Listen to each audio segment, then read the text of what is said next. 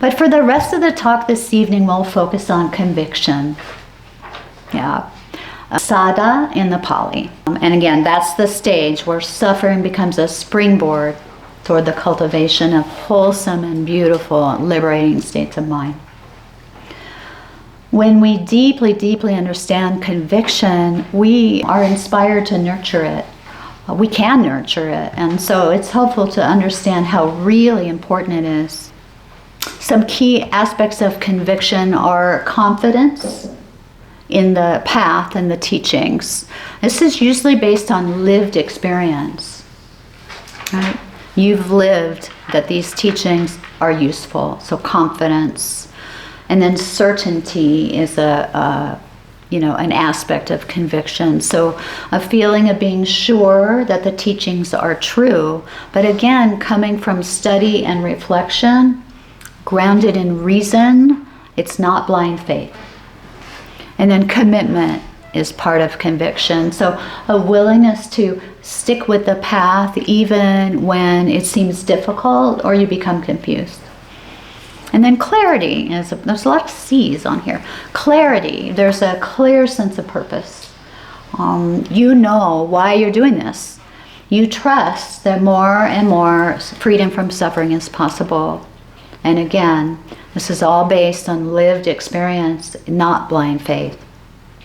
So some of you are brand new to mindfulness here, and there may not be much of that lived experience, right? But keep practicing. The benefits will show up very quickly. And along with the benefits, conviction. It's absolutely essential on our path, and it's not spoken about enough. Has anybody heard about it? Not so much, right? Because, at some point we recognize the unsatisfactoriness of that cycle of suffering, the hamster wheel that we're all on. Like Sam, that chain of depressing, dependent arising is not at all satisfactory. So instead of ignoring or despairing like Eeyore, we place trust in the Dharma path with conviction.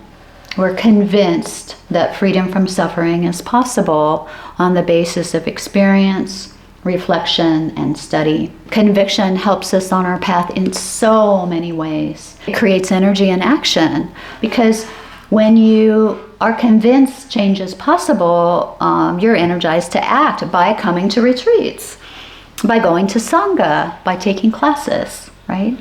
You have the energy to keep going. It transforms that passive suffering then into this active form of seeking without striving. Without conviction, we can stay trapped in doubt or apathy. We lose momentum to practice. Has that happened to anyone? Yeah, right? Right. It leads to mindfulness, tranquility, ultimately those deep meditative states, which encourages those insights that can lead to freedom. It's conviction that keeps us returning to the path through setbacks, restarts, and dry spells. And we all have dry spells. So nurturing conviction and revisiting your inspiration, your aspiration, remembering the reasons why you practice are essential. And there are more than a few ways we can deliberately cultivate conviction, and we'll work on that this weekend. So first, as I said, we must work with the hindrances and therefore dilute the poisons so that we can actually even traverse that path of liberative dependent arising. We can reflect daily on our deepest values and aspirations, what we long for, not in a striving way. We can recall moments where the teachings have worked for us, however small.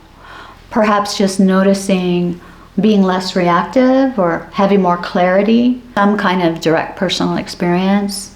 I know most of you have all had this, or you wouldn't be here. We can read or listen to stories of other practitioners whose lives have been transformed by the practice. We can experiment, put the teachings into practice, observe results, and let conviction grow from evidence, because it's not blind faith. And then we can hear Dharma talks that resonate deeply, that speak to us, that can help us shift superficial belief into heartfelt confidence. We can regularly associate with those who inspire trust and clarity, right? We encourage connection with wise spiritual friends. I mean, that's why we're here, I think. I think we also come to be around the energy of wise spiritual friends, right? Otherwise, we could go sit in a hut in the Himalayas, right? Not, right? And there are dangers in losing conviction. Without conviction, doubt creeps in, which will paralyze wholehearted practice. You lose that energy, that momentum. Skepticism can arise that tips into cynicism. You can return to old habits, continue that cycle of depressing suffering, cycle of samsara. Conviction is like a spark, really, and you can think of it as a sustaining flame, I think. It turns suffering into an opportunity for freedom. It energizes and protects and guides. By understanding and nurturing and also relying on conviction, we can all orient our lives towards freedom. The Buddha said, just as a skilled driver, having set a vehicle rolling on a firm road, vehicles and roads, right, would safeguard it, so too a practitioner, having established conviction, safeguards all wholesome qualities. So conviction protects our heart. I want to wind down this evening's talk by reading again a passage that I read at the spring retreat, because that passage, which you'll probably remember, is actually the preamble to this specific teaching of liberative dependent arising. So from an early Buddhist text.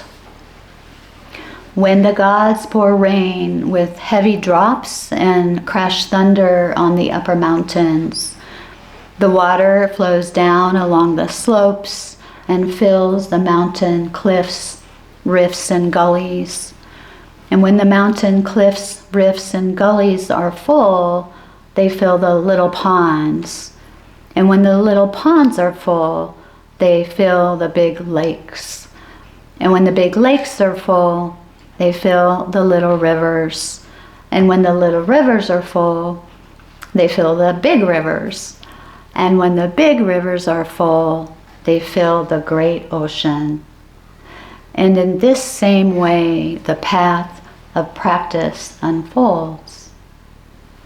And he's talking about this path, the path of liberative dependent arising. That path. And the imagery emphasizes this natural and cumulative process of spiritual development and underscores the interconnectedness and inevitability of this process when conditions are properly cultivated. Conditions of 3 prongs: ethics, wisdom, mental discipline, including the 12 links of liberative dependent arising, conviction being a part of that. And the heavy drops of rain are so meaningful because just as rain nurtures growth, suffering invites the growth of wisdom and compassion. So we'll honor this turning point, conviction, this weekend by beginning all of our practices with some kind of conviction reflection. Yeah? And we'll do this in our first guided meditation later this evening.